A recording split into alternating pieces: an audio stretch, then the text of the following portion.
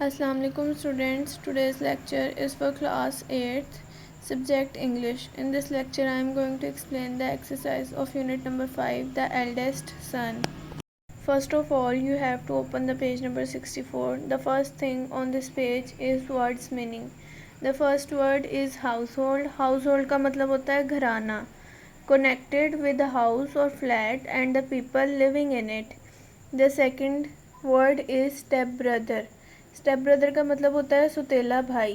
The son from an earlier marriage of your step mother और step father. Sprang.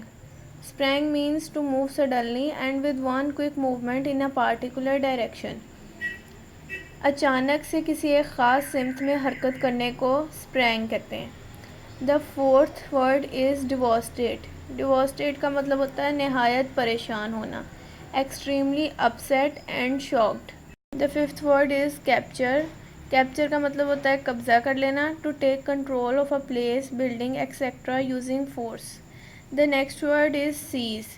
Seize का मतलब होता है to take control of a place और situation often suddenly and violently. Seize का मतलब होता है हत्या लेना. The next word is bed ridden. Bed ridden का मतलब होता है बिस्तर पर पड़ जाना. Means having to stay in bed all the time because you are sick, injured or old. The eighth word is murmur. Murmur का मतलब होता है बड़बड़ाना. Means to say something in a soft, quiet voice that is difficult to hear or understand. The next word is nod. Nod का मतलब होता है sir हिलाना. Means to move your head up and down to show agreement, understanding etcetera. The last word is slither. Slither का मतलब होता है रेंगना. To move somewhere in a smooth controlled way, often close to the ground. The next question is answer the following questions which I have already explained in my previous lecture. So let's move to the next question. The next question is fill in the blanks to complete the closed paragraph. इसमें आप लोगों ने क्या करना है, इसमें जो paragraph में फिलिंग द ब्लैंक्स दी गई हैं उसे आपने अपनी रीडिंग में से देखकर फिल करना है. So let's complete it. After filling all the blanks the complete paragraph is In a village once there lived a young man with his 1-year-old son. Unfortunately, his wife had died soon after giving birth to the boy, and as there was no one to look after the baby, the young man married again. His second wife accepted the child as her own, and the days went by happily. Soon they had 2 more sons. All 3 children grew up together. The man's wife treated all 3 boys alike, and the 2 younger boys never realized they had a stepbrother. Now let's move to the next question. It's on page number 65. The question is find the meaning of the following words in a dictionary and use them in sentences of your own. Also find, guide and entry words for the following. The first word is vacated. Vacated का मतलब होता है खाली करना, ख़त्म करना, मुअत्तल करना. In English, its meaning is clear out. The sentence of vacated is the court vacated the अदालत ने सज़ा मुअत्तल कर दी. The second word is property. Property का मतलब होता है जायदाद. In English, its meaning is belongings. The sentence of property is we are not responsible for the loss of personal property. हम ज़ाती जायदाद के नुकसान के ज़िम्मेदार नहीं हैं. The third word is wise. Wise का मतलब होता है अक्लमंद. In English it's meaning is sensible. You are a wise man. तुम एक अक्लमंद आदमी हो. The fourth word is stepson. Stepson का मतलब होता है सुतेला बेटा. In English it's mean is not real son. He is my stepson. वो मेरा सुतेला बेटा है. The next word is harmony. Harmony coherence. Harmony का मतलब होता है हम आहंगी. The sentence of harmony is I try to live in harmony with nature. मैं कुदरत के साथ हम आहंगी में रहने की कोशिश करूँगा. The last word is courtyard. Courtyard का मतलब होता है सहन. In English it's meaning is piazza. The sentence of courtyard is the sounds of sparring in the courtyard drew no interest this morning. The next question is underline the silent letters in the words below. Now first I am going to tell you that what are the silent letters.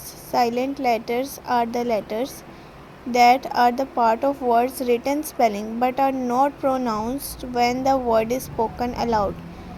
Silent letters वो letter होते हैं एक word के spelling के जिन्हें हम लिखते तो हैं मगर प्रोनंसिएशन में हम उनकी आवाज़ को स्किप कर देते हैं. The first word is wrap. Wrap में डब्ल्यू साइलेंट है. The second word is tsunami. Tsunami में टी साइलेंट है. The third word is knuckle. Knuckle में के साइलेंट है. The fourth word is knot. Knot में के साइलेंट है.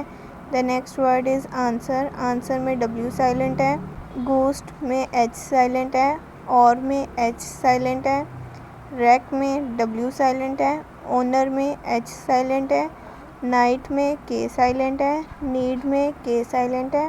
Wrestle में W silent है. वर्ड नी में के साइलेंट है. विसल में टी साइलेंट है. हाफ में एल साइलेंट है. रिस्ट में डब्ल्यू साइलेंट है. टॉक में एल साइलेंट है. और वर्ड नॉलेज में के साइलेंट है. Now the next question is categorise the following words as 1 syllabic, 2 syllabic और 3 सिलेबिक वर्ड्स. अब मैं आपको पहले बताऊंगी कि सिलेबल क्या होता है. Syllable is the part of the word that is pronounced as a unit.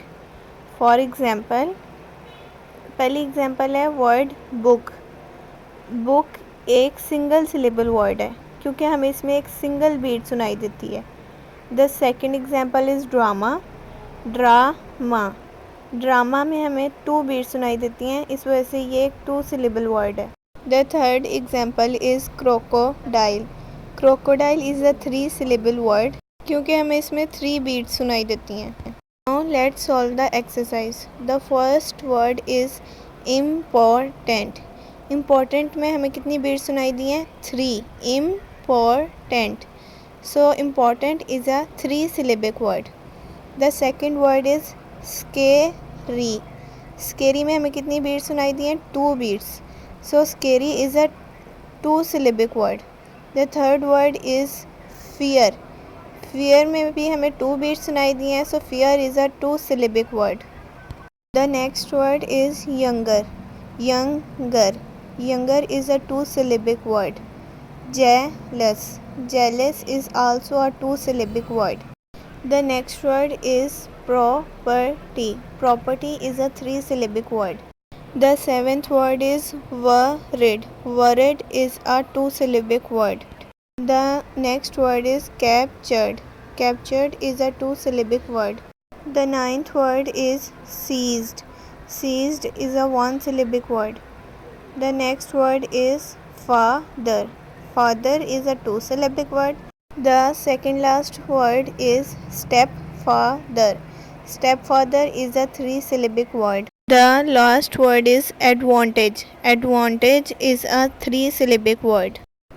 The next question is tell whether each sentence is a fact or opinion. Write fact next to each statement that gives information that you can prove. Write opinion next to the statement that tell how someone feel about something. Fact एक ऐसी statement होती है जो किसी information को prove करती है और फैक्ट को चेंज नहीं किया जा सकता. ओपिनियन होता है राय. हर इंसान की मुख्तलिफ़ चीज़ों के बारे में मुख्तलिफ राय हो सकती है और ओपिनियन को इसी वजह से चेंज किया जा सकता है. Now let's solve the exercise. The first statement is there are 12 months in the year. ये हम सब जानते हैं और इस चीज़ को बदला नहीं जा सकता, इसी वजह से ये स्टेटमेंट एक फैक्ट है. The second statement is this has been a terrible week. ये एक राय है और इसे बदला जा सकता है, so this statement is the opinion. The next statement is spring is the most beautiful season off all. ये भी एक राय है और इसे भी बदला जा सकता है, so this statement is also a opinion. The next statement is Monday, Wednesday and Friday are days of week. ये एक फैक्ट है क्योंकि इसे बदला नहीं जा सकता. The next statement is the first day of the school year is scary. ये भी एक राय है और इसे बदला जा सकता है, so this statement is a opinion.